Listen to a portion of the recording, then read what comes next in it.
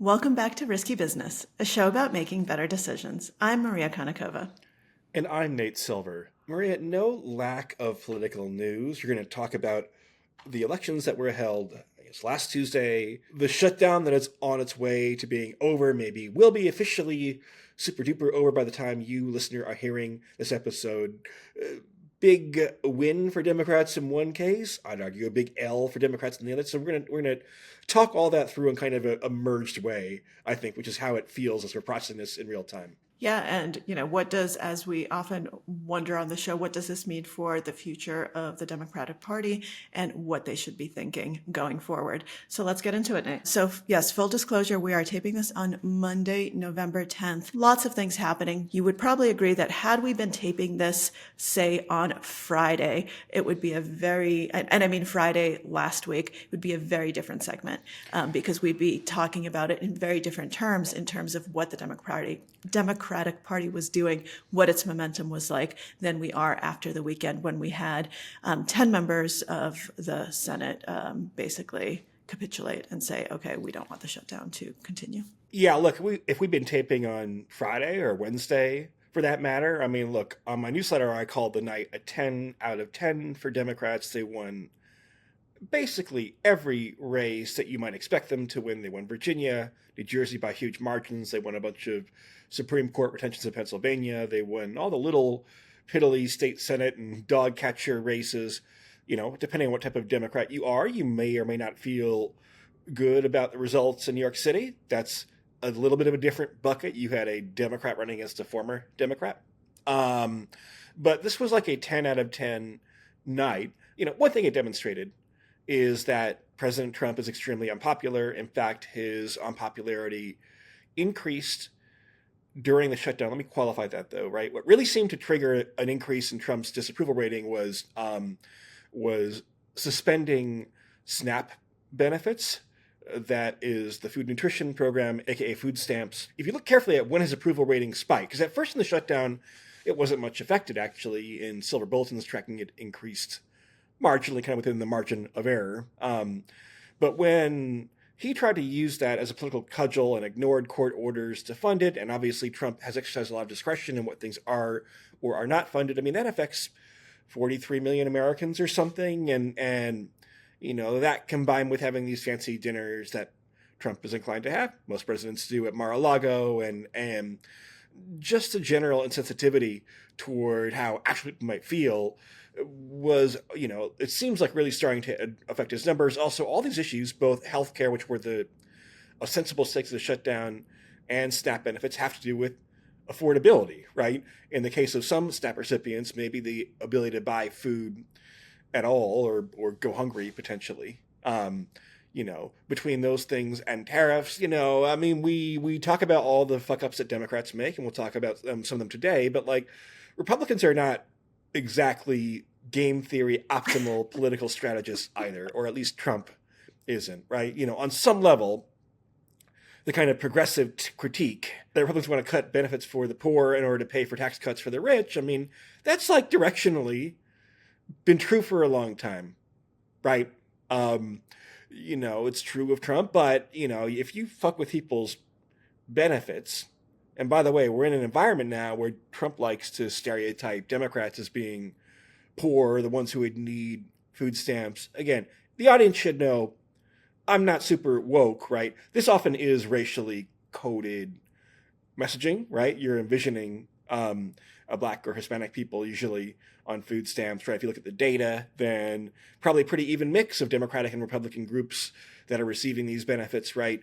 Trump actually does quite well with poor white voters. Trump also does fairly well with minorities who didn't attend college and things like that. And so that was a big political opportunity for Democrats, and then they just caved. I busted out of my poker tournament and I'm like, oh, the shutdown's over. Maybe I'll make my flights back and forth around the country. But yeah, I mean, Maria, what do you think?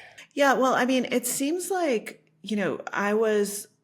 I was looking at a lot of the numbers over kind of the last week, and I noticed two things.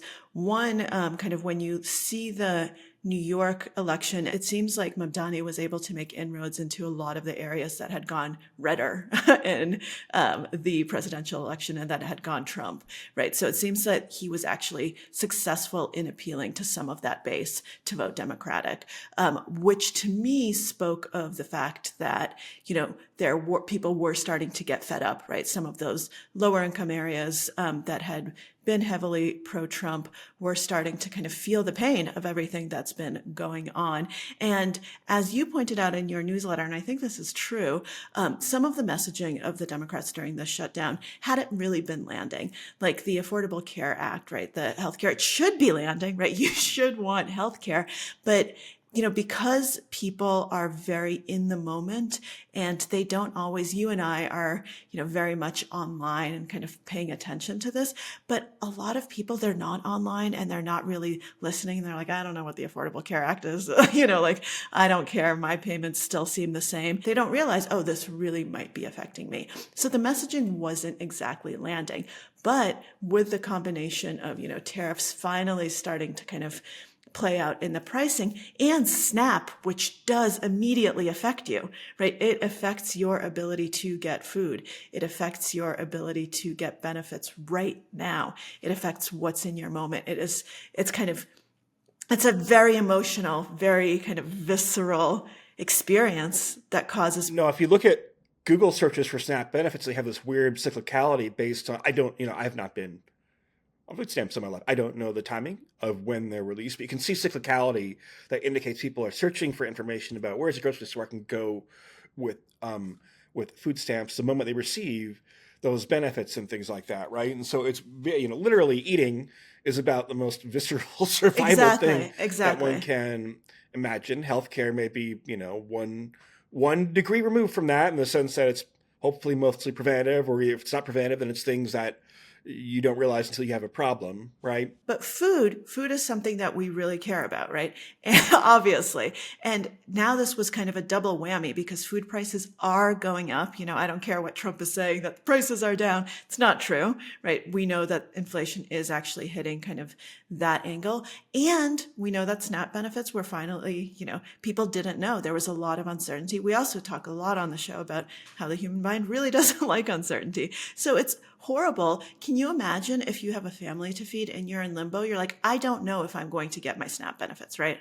Like, I actually have no idea if they're going to come this weekend. I don't know if I'll be able to afford my meal. Like, I don't know what's going to happen. And it keeps going back and forth, and they release funds and they don't release funds. And people, this is a moment where you can really appeal to people and be like, see, this is actually, because people also were, I think about equally blaming, and correct me if I'm wrong, Democrats and Republicans for the shutdown. It wasn't like Republicans were getting all the blame. But with the SNAP benefits, it's very clear that there are people who are saying, hey, release the money, we need to pay. We need to get money to the families. And you have Trump saying no. Right. Actually, he's saying, no, I don't want to release this money. I don't want the SNAP benefits going out. Nate, who knows what in the world he was thinking. But what we do know is that the effect of this was felt, right? The approval ratings were going down. And I think that this helped kind of the momentum, the victorious moment of the Democrats saying, because this all happened at the same time, right? There was this coalition. Look, I think Democrats have the same problem that Maria and I do, which is that, most people who comment on politics are fairly privileged, right? And in certain ways, it's a privilege to talk about abstract concepts like creeping authoritarianism or whatever else, or long-term impacts like climate change, for example, as opposed to the visceral, can I eat today if I get into a car accident? Do I have insurance to cover my, broken leg or whatever else, right? Those things are a bit more visceral. And I think, one of the problems you had with the shutdown is that, so the ostensible basis for it was healthcare, right? If you look for Google searches for the Affordable Care Act, right, they were up a little bit, but they're tiny as compared to searches for SNAP benefits or the shutdown or other news stories that came up, like the No Kings protests or even the White House renovation / destruction construction of the East Wing, creation of a new ballroom. All those things have a much bigger registry. And I think because there are some Democrats like Alexandria Ocasio-Cortez or Bernie Sanders that are very effective on healthcare. A lot of Democrats who go on TV want to talk about these kind of more abstract themes instead. That's kind of what we used to call it like the blogosphere, right?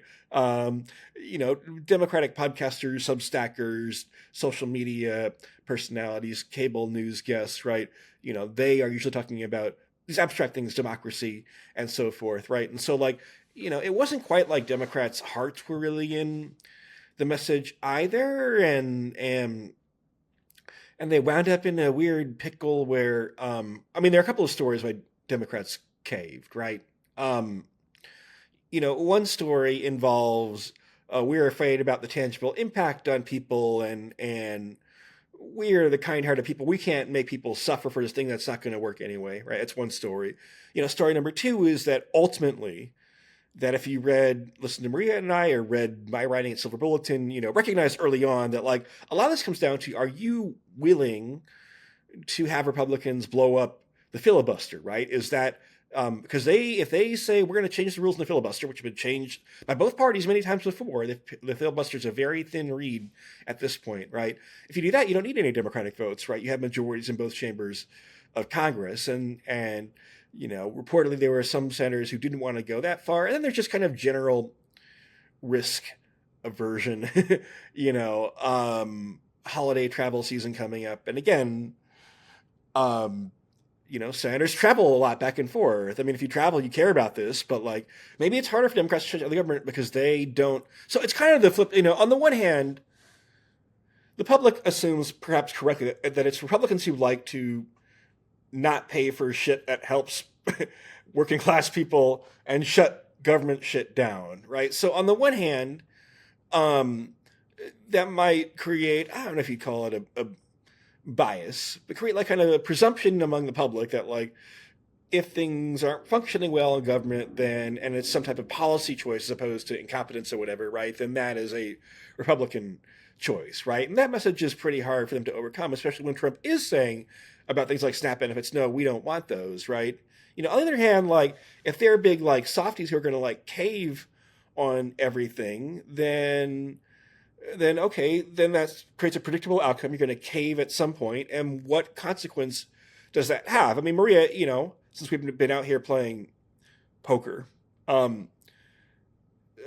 me go for a poker 201 kind of more detailed analogy, right? Let's say I'm playing a tough player, right? The tough opponent raises you. I'm playing you.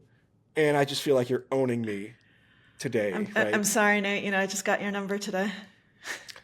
You raise, I'm defending my blind, right? And I have a hand that I know, according to the computers, according to game theory defense, right, is a thin defend. It might be, for example, a king 4 offsuit or something, right? And the way that you realize money with that hand is, sometimes you flop a king or a pair of 4s and hold on, but it's also stuff like sometimes you're supposed to turn it into a bluff. Sometimes you're supposed to call down really thin, right? Sometimes you're supposed to hope that Maria is deterred from betting, and all those ways to realize the value of the hand are difficult and require a lot of skill and discipline on every other street, right? I'm just gonna caveat this, because for people who don't play poker, I guess I told you 201. Yes, 201 for kind of and applying it to kind of the broader political thing. Big caveat in poker, just very basic 101, just to remind you, you do not actually have to have the best hand to win. It is the only game where you can win with the worst hand if you play it correctly, if you execute the strategy correctly. And yes, some of it is just outright bluffing, but it's also putting your opponent to a hard kind of test when they might have a decent hand but not a great hand. So it's all about being able to figure out, how do I exert pressure correctly? So your king 4 offsuit, for people listening, they're like, wait, I thought that was a bad hand. Yes, it is a bad hand. However, there are reasons why we might still want to play it if we have kind of this future game tree in mind and we are confident of our abilities to be able to execute that correctly. Please continue, Nate. So you've defended King 4, and now we're in this position. Yeah, include by the way that you get a good price from the pot, right? You get good pot odds. Let me just, if you are not willing to make those thin call downs and creative bluffs from time to time, then the hand is not profitable to defend just if everything goes right. Yeah, now and then you hit 2 pair or make trips or some weird straight with the 4 or something, right? It doesn't happen enough to justify the time when you have the better hand, Maria. If you are not willing to be strategic and exercise your options and adapt to circumstances as they unfold, right, then just don't do it. Because, you're not going to, this thing about Snap, I mean, people kind of mischaracterize, all these kind of more partisan Democrats who are like, we're winning the shutdown. It's like, I don't really think you're winning the shutdown because at first Trump's approval rating didn't really decline at all. We've talked about it on the show, right? And then Snap, and there was some other stuff. There was the White House and no kings, but it seemed based on the persistence of Google searches for Snap and the persistence of that in the dialogue and the discourse and the real world impact of it, that that was a real gift to Democrats and, about the best possible turn of events they could have.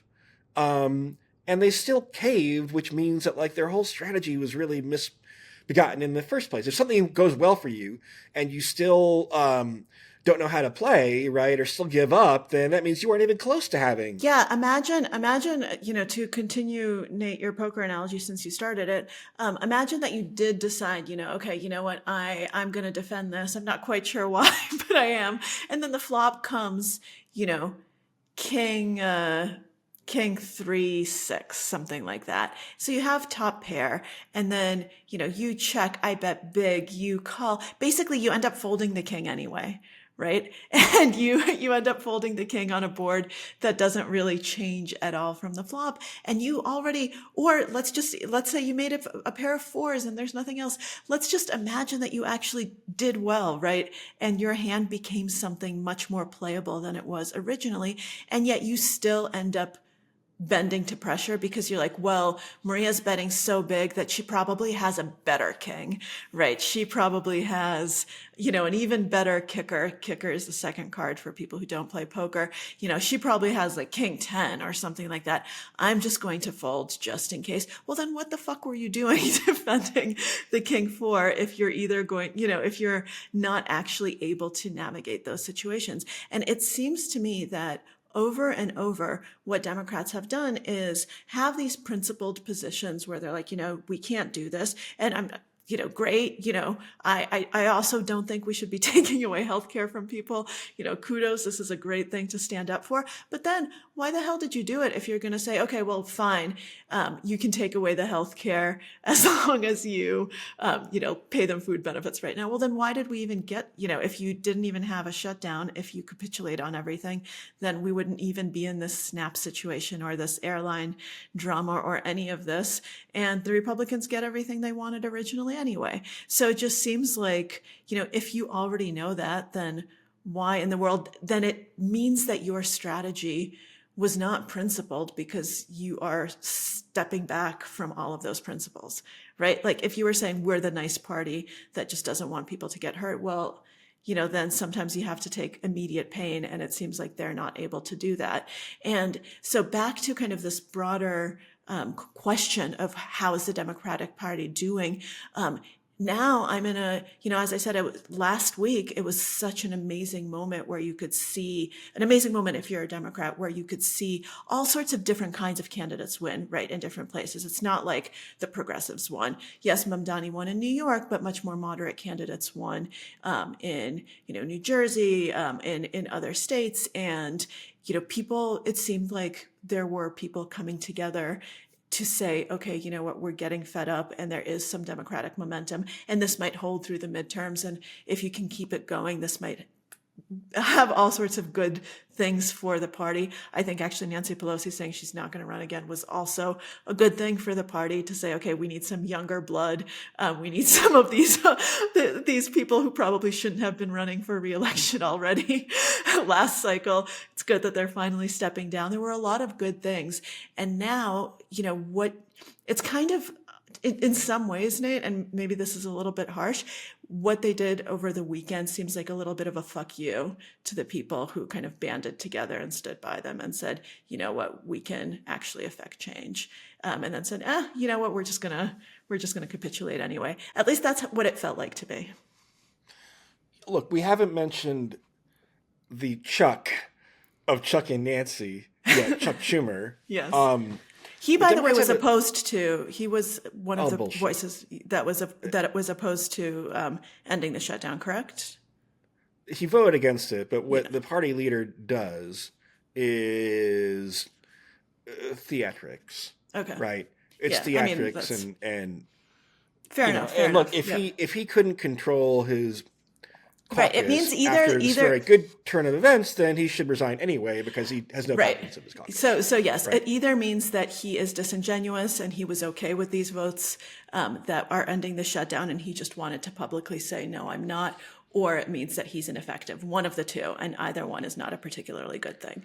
Remember, he didn't shut the government down in Last March time, yep. At a time when it was a lower boil for Democratic disarray, I guess. I mean, look, when you're the opposition party, in some ways, there's never that much array because you don't really have to do that much, right? But, Schumer didn't command any confidence in his caucus, right? He's also very unpopular, even among Democrats.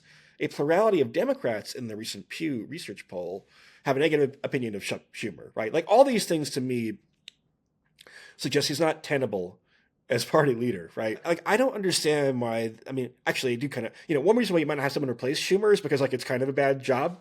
It's kind of a terrible job. You're going to piss people off no matter what. But, like, look, here are, in my view, kind of the long-term stakes, right? Which is that, do you kind of trigger a mini kind of Tea Party movement among Democratic voters, right? Where if they don't do kind of what the activist base wants, right, then they're voted out of office in primaries, right? That is a powerful incentive. It's very powerful for Republicans. You always hear stories about, privately Republicans are very reasonable, but they're terrified of being primaried, right?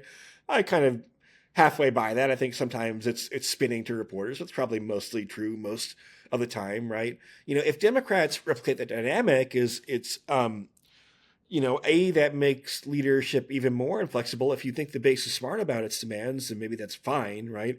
I'm not sure. I think they're particularly smart or rational about the kind of things they'd want Congress to do, right? But also, it affects what type of candidates win. The incumbency advantage is diminishing, matters less than it once did, right? At the same time, more experienced candidates do tend to win office more often. A big point of controversy in my research, I've spent a lot of time on this, more moderate candidates, on average, win office more often. Other things being equal, all those qualifiers there are important, right? You have in Maine, Graham Plattner, who was an outsider. Have we talked about good old Grammy? Him of the controversial Reddit post and tattoo that and tattoos unfortunately happens to be associated with a certain Panzer division of the army formerly known as the Nazis. Probably not the best choice. He covered it up. After how many years? After 20 years, or how many years did we? I've just never looked. I 100% buy that he was on some drunken sojourn in Croatia when he got this tattoo. Sure. And it's a skull and crossbones. It kind of looks, cool, man. If you have it on your body, you're probably going to know what it is after 15 years. Or whatever, right? Yep. Or this is like the Schumer question. Either you know what it is, which says something very important about you, or you never bother to figure out what it is, which also says something very important about you. And neither one is something that you particularly want in somebody who's going to be representing you. But like a primary, he's running against Janet Mills, who was the two-term governor of Maine, 77 years old. Couldn't really be a bigger contrast between the kind of old, safe establishment choice and this new kind of thing, right? Flatner's like, oh, I won't turn into John Fetterman. You're someone who shifts their ideology all the time. It's like, well, actually, you just did, So how? Anyway, that's it's neither here nor there. He would be fun to get a beer with. That much seems to be the case. He would be interesting to get a beer with, that's for sure. And he could probably drink me under the table and get some tattoos as a result. But anyhow, I think that what, the broader point is like, what does the face of the party look like? And, the moderate candidates, there is, all things being equal, I think the data, I've seen it too, and Nate, obviously, like you said, you've worked with it, that does make a difference. But there is also kind of this, I think, movement, and I think this is inspired by Biden, for, younger candidates right now, because so this in Maine, like the fact that she's 77, like that also plays into it, right? I think people are fed up. They're like, we do not want another one of these debacle debates, right? We would much rather have someone, even though experience matters, we would much rather have someone who can at least, be vibrant and more youthful. And, it doesn't always have to be a 34-year-old, but let's stop nominating people in their late 70s and 80s. Yeah, look, I mean, there are signs that, on lots of political issues, there's a kind of divide that cuts about midway through kind of millennials, where people who kind of grew up in an age where they were on their phones from early childhood, right? Yeah. Like that's quite different. You know what I mean? Absolutely. My age, it's kind of like, well, you got computers early in life and then phones when you were in college, right? And like, I think technology is behind a lot of these shifts. I mean, it's probably not that uncommon, but like, look, you had Democrats nominate. Ironically, Bernie Sanders is older than Hillary Clinton, right? I think older than Joe Biden by half a year, too, if I have that right. But he was a choice of the youth, right? I went to rallies in New Hampshire as a reporter.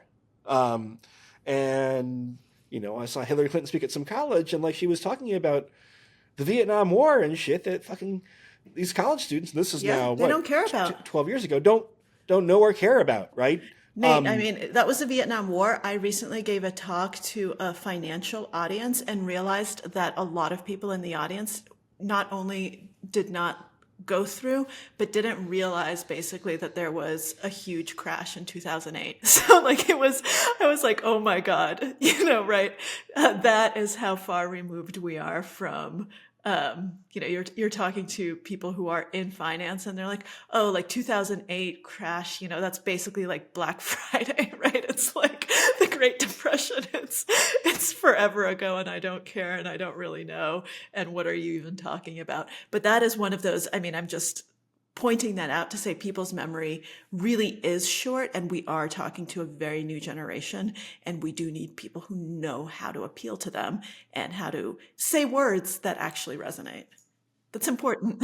It's part of a politician's job. Youth goes a long way, right? Yes. And like maybe you want more moderate. I mean, Cheryl and Spanberger in New Jersey and Virginia. I don't know how old they are, but they're like, even that even being middle aged basically seems to help quite a bit, right? And there can How old be is Shapiro? Josh Shapiro. By the way, he was ranting about SNAP benefits. He understands politics pretty well. What is Shapiro? Is like 59 or something? Yeah, but he has youthful energy, right? He has. One could accuse him of borrowing a little bit from the Obama cadence. I'm not going to try to imitate it. Maybe that will be a future Silver Bulletin Easter egg, right? One might say Josh Shapiro, but he's extremely effective. That's the other thing too is like when you have a candidate who has run for and won office before, then depending on how much they overperformed relative to the typical numbers in their state or district, right? Again, my view is always I'm not sure Zohran's a great example of this because he ran against kind of another quasi-Democrat, former Democrat, right? But anybody who performs objectively well relative to some reasonable baseline, right? That trumps any abstract arguments for me about moderate versus progressive or electable or not. Bernie Sanders, until fairly recently, actually won by wider than Democrats presidential margins in Vermont. That's changed lately, but he has a good long run, right? Elizabeth Warren underperformed routinely Democratic presidential margins, right? To me, that is a difference between a very good politician, say what you want about Bernie, right? Yeah. For Oh, him absolutely. to get He's a socialism brilliant so much into the politician. mainstream, right? Versus, I think, a very bad politician, right? Maybe not a bad politician, bad at the retail aspects of electoral office. I think Elizabeth Warren is surely a very smart person, right? And articulate, but not very appealing. And there are lots of gender-based and other stereotypes for this, right? But that difference is a big one, you know. It is a big one. And as we talk about a lot here, and I think that this is really important, you need to, when you have objective data points, you need to look at them, right? Like, because we are emotional, like we want to say, oh, but when you have the objective data, right? When you have the electoral performance, when you have the actual numbers for who turned out, how did they turn out, who did they vote for, what did they say, look at those numbers and do not dismiss them, right? Like, you have data, stop dismissing data, even if it goes against your view of who should be popular and who shouldn't. And so, you know, I have not been a Bernie Sanders fan quite frequently. I am at odds with Bernie Sanders, but I cannot deny that he is an incredibly effective politician, right? And that people who say, "Oh, we should dismiss him," aren't looking, right? If you don't like him, it doesn't mean he's not effective. Can I make one more poker analogy here? I mean, look. Yes, absolutely. This is risky I business. guess it's kind of the name of poker it. I guess away. it's the whole fucking premise of the show, for God's sakes. This is our show, Nate. You can make a poker analogy. Poker players who don't have a long-term game plan or aren't very experienced, what they do is they call too much, right? They're not dictating the action. And that's a theme here too, right? Like, you know, when Democrats kind of replaced Biden, I guess that got so bad they couldn't really have any other option, right? But you know, the kind of compromise was Kamala Harris. And sometimes, and that was not the worst decision that Democrats made. Renominating Biden in the first place was a bigger disaster than that, and the predicate to it in a lot of ways, right? But you know, if you don't have a game plan, you wind up calling too much in poker, which means the opponent gets to dictate the action all the time, and you're like, oh shit, what do I do now? What do I do now? What do I do now, right? And to take bolder action, and bolder action sometimes means folding, sometimes it means turning the page or something, or turning down an opportunity that you think is a losing battle, right? If you don't have a more of a long-term game plan, and you know, again, if you look at the messaging on the shutdown, some of it is on healthcare, some of it is on authoritarianism, some of it's on SNAP benefits, some of it's just kind of blame defraying or airlines or whatever else, right? You know, that reflects a lack of an actual consensus on what you're fighting for, and it's like kind of leadership's job to firm up that consensus, I think, right? To say, look, if we do this, we will have a chance of achieving objective X. And here are the ways things could go wrong. Because nothing in the shutdown was really surprising, except that kind of Trump picked this battle over SNAP when there's a lot of ability for the president, the executive branch, to determine what's open and what's not, right? Picked a fight, turned badly for him, and Democrats still didn't take advantage of that. Maybe enough about the shutdown. But do you have any thoughts before we turn to New York? No, I think we're on the same page here, where this is just a failure of strategy, a failure of long-term strategic thinking. And to kind of close the loop on your poker analogy, Nate, you know, a lot of what happens with these passive players is you take the passive route, you kind of go the way of inertia, you avoid risks because you think that's the actual risk-free way of playing. When you look down, you realize you don't have chips left, right? You have so few chips because you've put yourself in all these positions, and then you're forced to take a suboptimal risk, right? Then you're actually put in a position where you are forced to play a hand that you don't actually want to play, or take a spot you don't want to spot, because otherwise you are going to go bust, right? You have put yourself into a corner where you have to actually make an incredibly risky play. You have to go all in for your tournament life, which is the riskiest thing you can do. And you're doing it not on your terms, but on the terms that have been dictated basically by the circumstance, because you've been so risk averse. And so that risk aversion ends up forcing you to take a bad risk, right? A suboptimal risk. So it turns out that it's actually not the risk-free strategy. It turns out that it's the strategy that backs you into a corner, that forces you to take a risk that you should not be taking at a moment where you should not necessarily be taking it. You're taking it for the wrong reasons. I think that's what got us Kamala Harris, right? Like that's what gets us into a lot of these situations. And so I think that strategically, whether you're playing poker or playing politics, you need to understand what the repercussions are of playing that sort of strategy. Maria, are you prepared for Mayor Mamdani? Well, Nate, as a part-time resident of New York, I am very curious to see what Mayor Mamdani will actually do. I remember you and I talking this past summer at Aspen when we were kind of dealing with the primaries and seeing the momentum, the Mamdani momentum.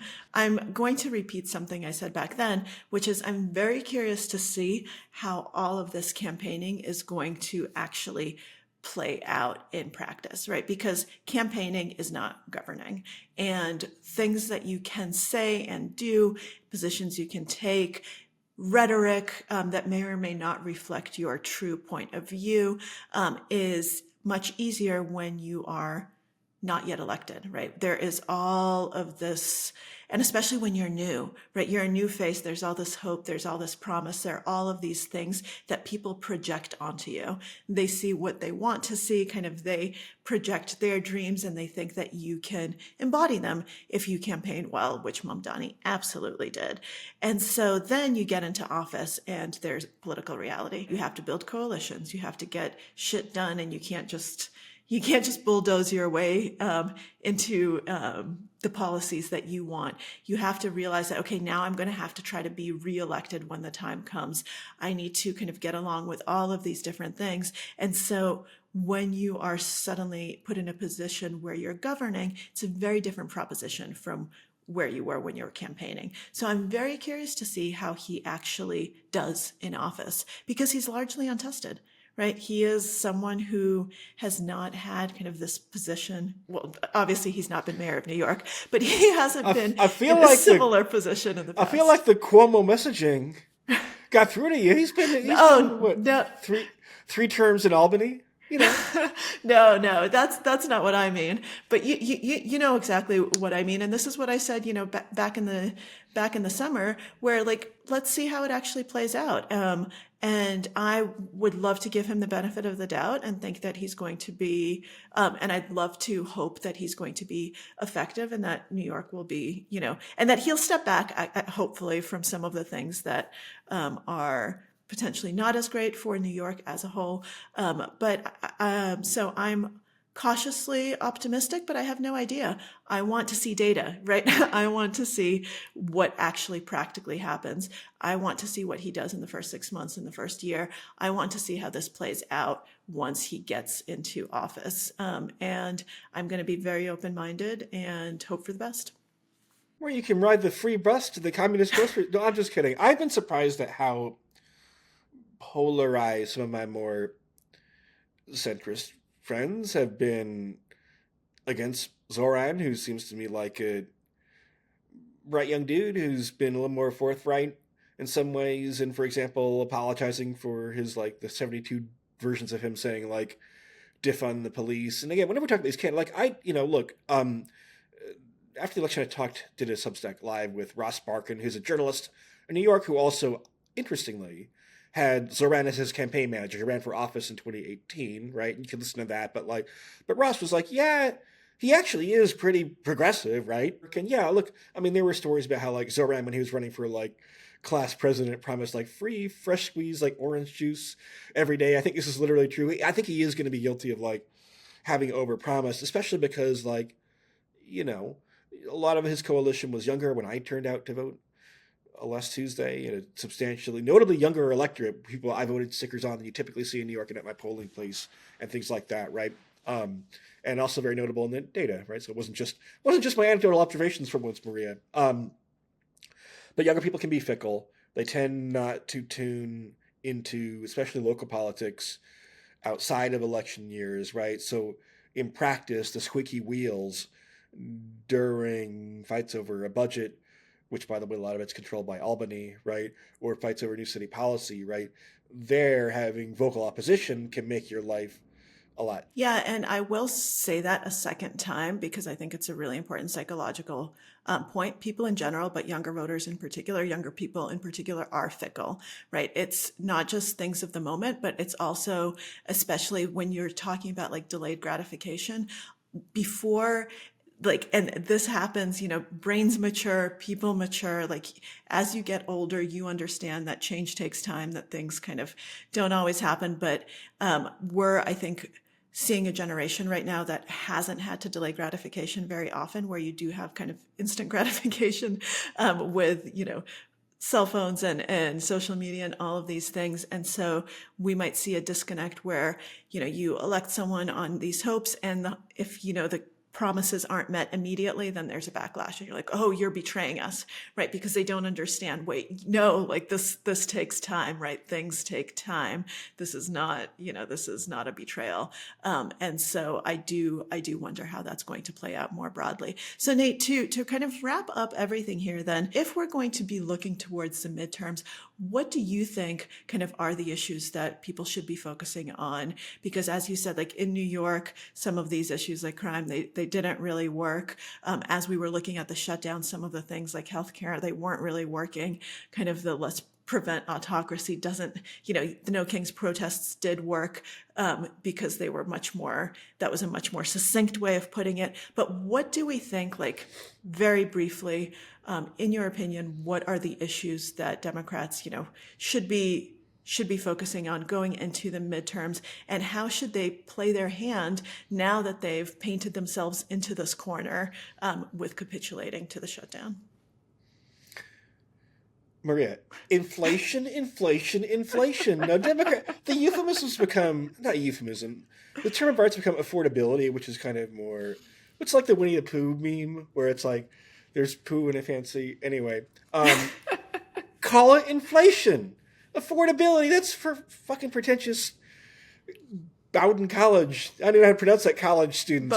Bowdoin College.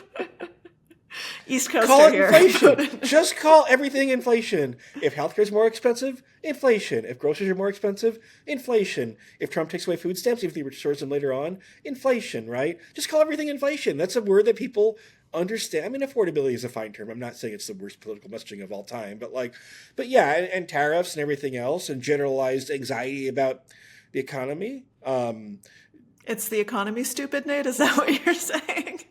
Yeah, which is why I thought Democrats should have shut down the government. But but healthcare also gets to affordability, right? These are actually tax credits that help you to pay for healthcare. By the way, Obamacare is increasing. The premiums are increasing regardless of these subsidies, right? They also are getting more expensive. People will notice that, and Republicans will probably say, "Hey, look," I'm sure Trump will say, "This proves that Obamacare is broken." I don't want to get into much of economics just late in the episode about the individual mandate and things like that, right? But the thing is, when you are the president, I mean, look, if there's one good thing from Democrats from the shutdown and how the polling went down, right, is that plus the elections were evidence that when you are the president in power, then you get blamed for shit. And in some ways, having a nameless, faceless party makes it even harder for you to get blamed. That's part of the reason I think Schumer, have someone fucking relatively anonymous, probably some fucking Chris Murphy or some fuck who wants to get on Meet the Press all the time. I mean, look, Chris Murphy was better on the shutdown than a lot of people. I think it was just more honest, right? But you're going to have some media whore. Is that this is going to all be edited out by the producers probably? And on that fine note, no, I actually think that you've made several important points that I think we can use to sum up, which is that the things that happened to simplifying the messaging and making it something that is kind of more emotional, more visceral, like inflation, affordability. This affects your pockets right now. I think that this is something that we can really focus on, and something that can really kind of make us feel like, oh wow, this matters, and there are stakes that are important for me personally right now. It's not other people, right? It's not immigration. It's not things that are not affecting me. It's things that are affecting my ability to live, kind of my ability to live the life that I want to live. And I think that that is a powerful message, obviously, for either party, but one that the Democrats have kind of had been losing sight of for a long time. My final thought here, it's been unusual to be actually a citizen in a city where my vote mattered in a somewhat close election. Democrats, excuse me, I'm not a Democrat. I'm actually a Republican. I've explained that before on this show, right? But as a citizen of New York, in national general elections, your vote usually doesn't matter. It's been interesting having to kind of think through this. If we do a segment on how I decide to vote, that's a different stuff. I'm not going to reveal that info to you today, audience, right? But like, what I will say is, like, if I do an issue matrix thing where I'm like, here are the 3 candidates on the 17 issues that affect New York, probably wouldn't wind up closer to Zohran, maybe with some exceptions, right, on a few things. But like, that's not the only thing that goes into being mayor. Effective governance transcends ideology, especially for city government, right? It's like, does shit get done on time, right? If there's a snowstorm, can you get to school the next day? Is there good communication in public emergencies, right? How is everything running? I think that's, sorry, I know we're wrapping up, but this just reminds me, and I think this is so apropos of the town in New Hampshire. I'm blanking on its name. That was very libertarian and kind of wanted to abolish everything, and they did, and it ended up being taken over by bears. Which is a very funny, I think it sounds like a children's story, but this actually happened. And so, yeah, how does everything actually end up working, and how does the government end up running the day to day is very, very important. Our wonderful producers have just shared that there was a book on this called A Libertarian Walks Into a Bear. And that book is about this town of Grafton, New Hampshire, and what we can learn from Grafton. But yes, does shit get done? Right. Do the trains run on time? That is also very important.